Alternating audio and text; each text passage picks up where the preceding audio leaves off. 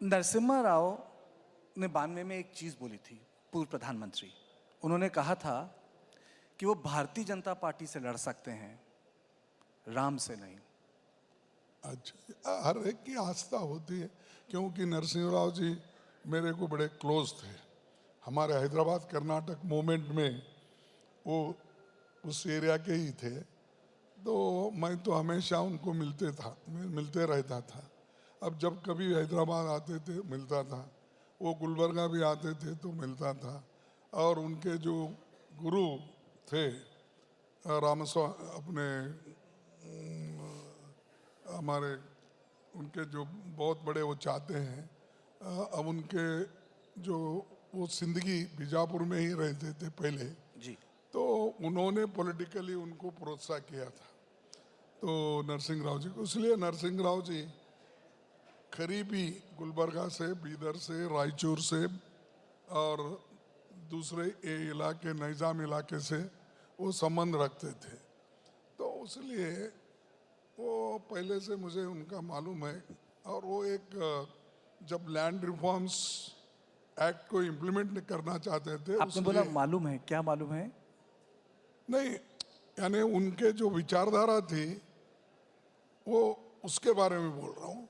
अब राम का आस्था अलग अलग है, आप राम को मानते हो, मैं शंकर को मानता हूँ, उन्होंने गुरु ग्रंथ को मानते हैं, कोई इस्लाम धर्म को मानता है।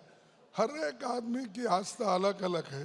एक ही धर्म में रह के भी अलग अलग घर के भगवान अलग होते हैं। कभी आपका भगवान हो सकता है, अब मेरे घर में पहले हमारे पूर्वजों का मलार बोल के मैलार लिंग ये था, यानी वो एक जी। सब लिंग जितने भी थे उतने उसमें मल्लिकार्जुन जो है हैदराबाद में, तो वहाँ पर हमारे पिछले लोग सब जाते थे। तो ये आस्था की बात है। आप क्या करते ये पॉलिटिक्स में नहीं है। पॉलिटिक्स अलग है, धर्म अलग है, फेथ अलग है, आपका आइडियोलॉजी पॉलिटिक्स में अलग है। इसीलिए आप मिक्स करके लोगों को डिवाइड मत करो, और ये कर रहे हैं आज की सरकार। खड़गे साहब, भारत एक आस्था वाला देश है। आपको नहीं लगता कि प्राण प्रतिष्ठान के बाद उत्तर भारत थोड़ा, आप एक तरीके से कह सकते हैं, राममय हो गया है? हाँ? राममय हो गया है, मूड बदला है, एक प्रो इनकम्बेंसी तैयार की है बीजेपी के लिए? अब और एक बार पूछिए, देखता हूँ। मेरा कहने का मतलब है कि आपको लगता है क्या प्राण प्रतिष्ठान के बाद जो अयोध्या में प्राण प्रतिष्ठान हुआ रामलला, तो आपको लगता है कि मोदी जी का कद बड़ा है, उत्तर भारत राममय हो गया है? ये एक बड़ा सेंटिमेंट है नॉर्थ इंडिया में। देखिए, नॉर्थ इंडिया में शंकर के लिए नहीं है, कृष्ण के लिए नहीं है। अरे हर पे आस्था होती भाई, आप पॉलिटिक्स में मत लाओ ना।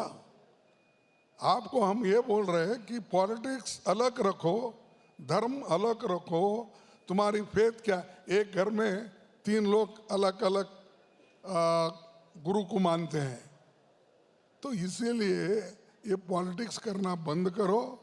या अनएम्प्लॉयमेंट का प्रॉब्लम है, सॉल्व करो, और इन्फ्लेशन का प्रॉब्लम है, सॉल्व करो। आपको जो गद्दी पे बिठाया गया, जनता के समस्याओं को सुलझाने के लिए बिठाया गया, ऐसे प्रॉब्लम तैयार करने के लिए नहीं है। ये काम तो साधु संत जो है वो करते हैं, और उनका आशीर्वाद लेने के लिए सब लोग जाते हैं। तुम क्यों साधु बनना चाहते हैं भाई? हाँ, आप लोग क्यों बनना चाहते हैं? छोड़ दो, जिनका काम वो करते हैं।